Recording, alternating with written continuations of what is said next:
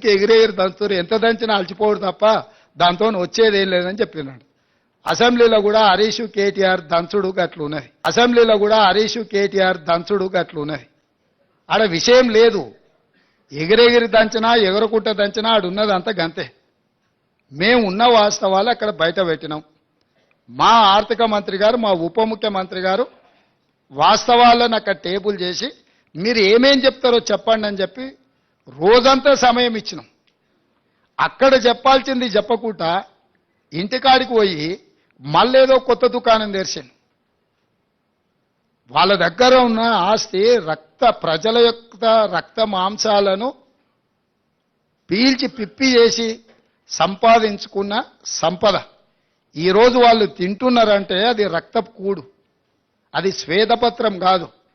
మా వాళ్ళు ఏం చెప్పిండ్రు, నిజంగా ఉపయోగపడే వాటి అన్నిటినీ కూలగొట్టి మళ్ళీ నిర్మించిండ్రని అన్నారు. ఫర్ ఎగ్జాంపుల్ ఈ సచివాలయమే తీసుకో.